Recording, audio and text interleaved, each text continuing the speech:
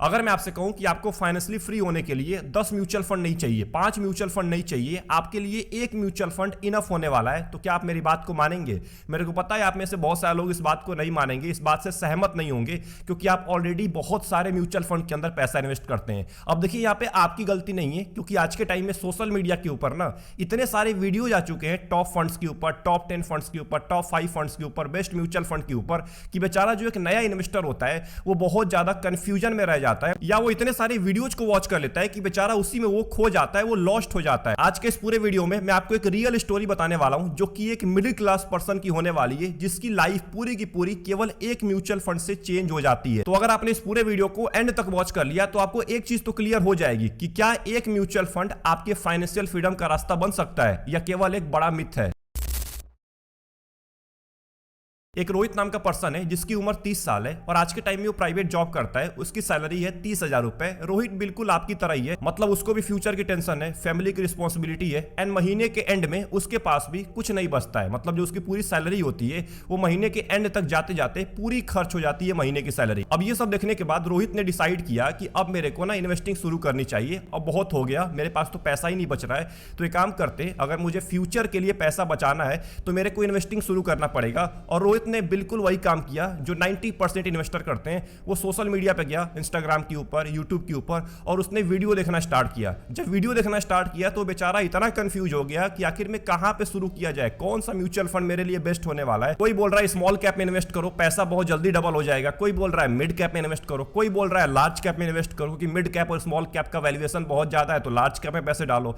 कोई बोल रहा है डेट फंड में इन्वेस्ट करो, कोई बोल रहा है गोल्ड फंड में इन्वेस्ट करो। यहां पे रोहित बहुत ज्यादा कंफ्यूज हो जाता है और कंफ्यूजन में आके वो 5 म्यूचुअल फंड को चूज कर लेता है, जो कि उसका डिसीजन नहीं होता है। उसने इतनी वीडियोज वॉच कर लिया होता है यूट्यूब के ऊपर, इंस्टाग्राम के ऊपर, कि बेचारा बहुत ज्यादा कंफ्यूजन में आ जाता है और 5 म्यूचुअल फंड को अपने पोर्टफोलियो में रख लेता है। अब रोहित उन म्यूचुअल फंड को कम से कम 3 साल तक होल्ड करता है। 1 साल करता है, 2 साल करता है, 3 साल करता है, और 3 साल होल्ड करने के बाद उसको रियलाइज होता है कि मेरे को तो ये फंड समझ में ही नहीं आ रहे, ना इनकी स्ट्रेटेजी समझ में आ रही है, ना इनका रिटर्न समझ में आ रहा है। उसको कुछ समझ में नहीं आता है, क्योंकि उसने कभी अपना नॉलेज लिया ही नहीं होता है, उसको पता ही नहीं होता है कि मेरे लिए परफेक्ट म्यूचुअल फंड कौन सा है। अब लास्ट में रोहित क्या करता है, जो 90% इन्वेस्टर्स आज के टाइम में कर रहे होते हैं, वो म्यूचुअल फंड से पैसा निकाल लेता है, म्यूचुअल फंड को रिडीम कर लेता है। लेकिन कहानी में एक बहुत बड़ा ट्विस्ट आता है। रोहित की मुलाकात 1 साल के बाद एक बहुत ज्यादा एक्सपीरियंस इन्वेस्टर से हो जाती है, जो पिछले 10-15 साल से म्यूचुअल फंड के अंदर पैसा इन्वेस्ट कर रहा था। अब जब रोहित की मुलाकात हुई तो रोहित ने एक ही सवाल किया, सर आप कौन से म्यूचुअल फंड के अंदर पैसा इन्वेस्ट करते हैं?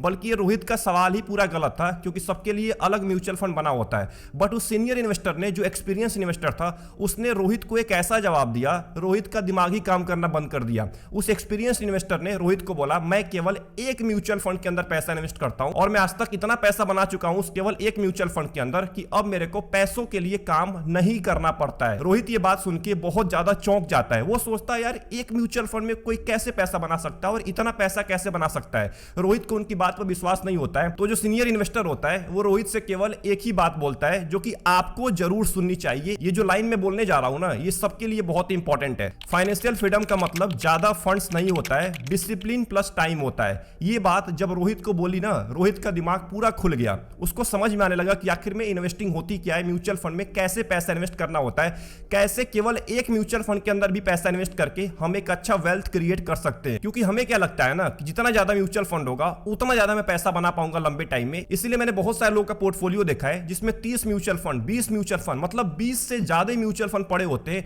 जिसमें वो केवल कुछ ही अमाउंट इन्वेस्ट कर रहे होते हैं। पोर्टफोलियो में 20-30 म्यूचुअल फंड नहीं रखना है भाई, आपके लिए कुछ ही म्यूचुअल फंड इनफ होने वाले। आपको डिसिप्लिन प्लस टाइम देना होता है, डिसिप्लिन के साथ एसआईपी करना होता है, एंड लंबे टाइम तक एसआईपी करना होता है। आप 1 या 2 म्यूचुअल फंड से भी एक अच्छा वेल्थ क्रिएट कर सकते हैं। अब जब ये बात रोहित को पता चली तो रोहित ने केवल एक ही सवाल किया कि आखिर में वो कौन सा म्यूचुअल फंड है जिसमें सभी लोग पैसा इन्वेस्ट कर सकते हैं, और केवल अगर उसी म्यूचुअल फंड को रखा जाए पोर्टफोलियो में तो और किसी म्यूचुअल फंड को रखने की जरूरत नहीं पड़ेगी। तो सीनियर इन्वेस्टर ने केवल एक ही जवाब दिया कि अगर आप एक अच्छा diversified equity mutual fund choose कर लेते हो तो आपको किसी और म्यूचुअल फंड की तरफ नहीं जाना पड़ेगा। अब डाइवर्सिफाइड इक्विटी म्यूचुअल फंड क्या होता है? जो आपके पैसे को लार्ज कैप में भी इन्वेस्ट करे, मिड कैप में भी, एंड स्मॉल कैप में भी। ये तीनों कंपनीज के अंदर आपके पैसों को इन्वेस्ट कर रहा हो, मतलब पूरे मार्केट में आपके पैसों को इन्वेस्ट कर रहा हो। मैं बात कर रहा हूं निफ्टी 500 की, यानी कि भारत की जो टॉप 500 कंपनी है, जिसमें लार्ज कैप आता है, मिड कैप आता है, स्मॉल कैप आता है, जो इस इंडेक्स को फॉलो कर रहा है ना, उसके अंदर अगर आप पैसा इन्वेस्ट कर रहे हैं तो आपको और किसी म्यूचुअल फंड की तरफ जाने की जरूरत नहीं पड़ेगी। और इस इंडेक्स को फॉलो करने वाले दो ही कैटेगरी है, एक का नाम है फ्लेक्सी कैप एंड एक का नाम है मल्टी कैप। ये दो ऐसी कैटेगरीज है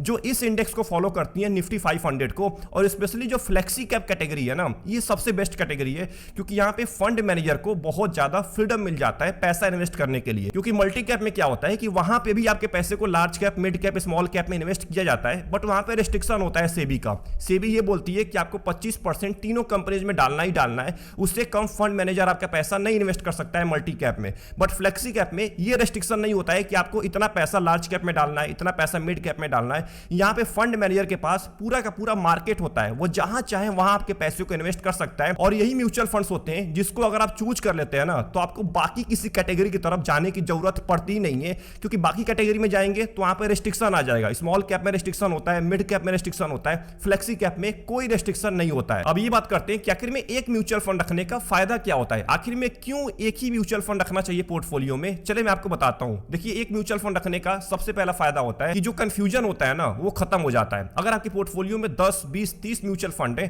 तो कंफ्यूजन बहुत ज्यादा होता है, किसमें इन्वेस्ट करना चाहिए, किसमें नहीं करना चाहिए, किसमें इन्वेस्टमेंट हो चुका है, किसमें नहीं हुआ है। तो कंफ्यूजन बना रहता है हमेशा, किसको ऐड करना चाहिए, किसको बाहर निकालना चाहिए। एक या दो म्यूचुअल फंड होते हैं पोर्टफोलियो में, कंफ्यूजन सारा खत्म हो जाता है, आपका फोकस केवल एक जगह पे होता है। दूसरा इंपॉर्टेंट, ट्रैकिंग बहुत ज्यादा आसान हो जाता है। अगर आप एक म्यूचुअल फंड या दो म्यूचुअल फंड को पोर्टफोलियो में रख रहे हैं तो ट्रैक आप उसको कर पाते हैं पूरे फोकस के साथ। आप केवल उन्हीं म्यूचुअल फंड के ऊपर ज्यादा ध्यान लगा पाते हैं, उनको ट्रैक कर पाते हैं। बट अगर ज्यादा म्यूचुअल फंड होते हैं पोर्टफोलियो में, सबको ट्रैक करना बहुत मुश्किल होता है। कोई फंड अंडर परफॉर्मेंस कर रहा होगा, आपको पता ही नहीं चलेगा, क्योंकि आपके पोर्टफोलियो में 20-30 म्यूचुअल फंड है। तीसरा इंपॉर्टेंट, डिसिप्लिन बनता है। अब देखिए, अगर आप एक या दो म्यूचुअल फंड रख रहे हैं पोर्टफोलियो में, तो आप डिसिप्लिन के साथ पैसा इन्वेस्ट करते हैं। आपको पता होता है कि मेरे को हर महीने कौन सी डेट को कौन से म्यूचुअल फंड के अंदर पैसा इन्वेस्ट करना है।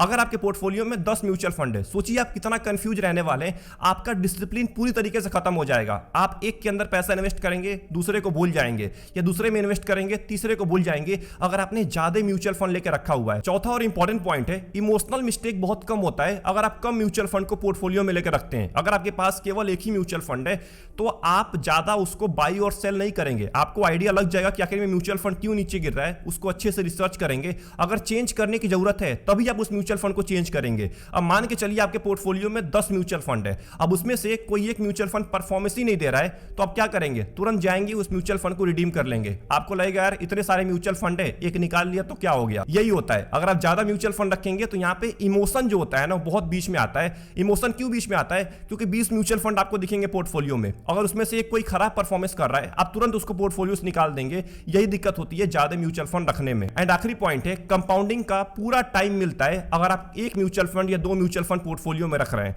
क्योंकि देखिए, म्यूचुअल फंड में इन्वेस्ट करना काफी नहीं होता है। लोग क्या सोचते हैं ना, जितने ज्यादा पोर्टफोलियो म्यूचुअल फंड होंगे उतना बेस्ट पोर्टफोलियो होगा मेरा। ऐसा बिल्कुल नहीं है। आप स्टॉक के अंदर पैसा नहीं इन्वेस्ट कर रहे हैं। अगर आप स्टॉक्स के अंदर इन्वेस्ट कर रहे होते तो मैं आपको बोलता कि आप 20 कंपनी को रखिए, 25 कंपनी को रखिए, क्योंकि डाइवर्सिफिकेशन बहुत इंपॉर्टेंट होता है। अब म्यूचुअल फंड के केस में क्या है कि ऑलरेडी इतनी सारी कंपनीज है, एक म्यूचुअल फंड में 50 कंपनी होती है, कोई कोई म्यूचुअल फंड 100 कंपनी को लेकर बैठे होते हैं। अब आप एक बात बताइए, आप अपने पोर्टफोलियो में अगर 10 म्यूचुअल फंड रख लिए और सभी के अंदर एवरेज 50 कंपनी है, सोचिए आपके पोर्टफोलियो में कितनी कंपनी होने वाली है। आप लगभग पूरे मार्केट के अंदर पैसा इन्वेस्ट कर दिए। इससे अच्छा आप निफ्टी 50 के अंदर चले जाते, जहां पे आपको पूरा मार्केट का रिटर्न मिल रहा होता है। तो आप इनडायरेक्टली पूरे मार्केट के अंदर पैसा इन्वेस्ट कर देते हैं अगर आप ज्यादा म्यूचुअल फंड पोर्टफोलियो में रखते हैं। बट अगर आप एक या दो म्यूचुअल फंड रख रहे हैं और अच्छे से रिसर्च करने के बाद रख रहे हैं ना, तो ध्यान रखिएगा मार्केट को बीट करने के चांसेस बहुत ज्यादा बढ़ जाते हैं। और सबसे इंपॉर्टेंट, लंबे टाइम में कंपाउंडिंग बहुत बेहतरीन काम कर पाती है अगर आप कम म्यूचुअल फंड को रखते हैं। अब इस वीडियो के एंड में मैं आपको कुछ इंपॉर्टेंट चीज बताना चाहता हूं। अब देखिए, ये जो मैंने पूरी वीडियो बनाई है ना, इसका मोटिव मेरा ये नहीं है कि आप किसी भी रैंडम म्यूचुअल फंड के अंदर पैसा इन्वेस्ट कर लें।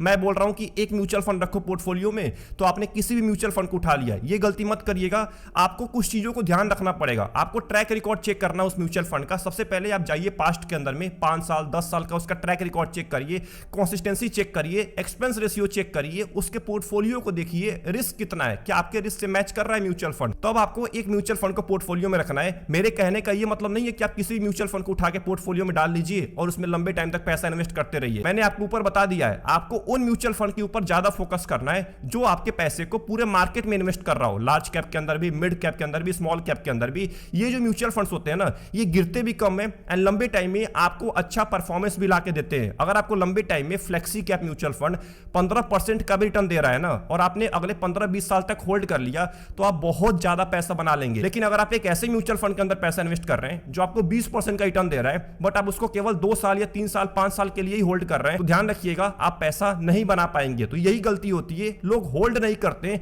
बट बहुत सारे म्यूचुअल फंड पोर्टफोलियो में लेके बैठे होते हैं। ये गलती आपको नहीं करनी है। कम रखिए पोर्टफोलियो म्यूचुअल फंड, बट उसको लंबे टाइम तक होल्ड करिए, तभी कंपाउंडिंग काम करने वाली है। आई होप आपको यहां तक इस पूरे वीडियो के अंदर सब कुछ समझ में आ गया होगा। अगर कोई भी डाउट चल रहा है इस पूरे वीडियो के रिलेटेड तो कमेंट खाली पड़ा हुआ है, टाइप करना मत भूलिएगा। एंड आपके पोर्टफोलियो में कितने म्यूचुअल फंड है ये बताना मत भूलिएगा आज के टाइम में। वीडियो पसंद आई, वीडियो को लाइक कर दीजिए एंड चैनल को जरूर सब्सक्राइब कर लीजिएगा। मिलते हैं नेक्स्ट वीडियो के अंदर, नेक्स्ट इंपॉर्टेंट वीडियो के अंदर। अपना ध्यान रखिए, best of luck, take care.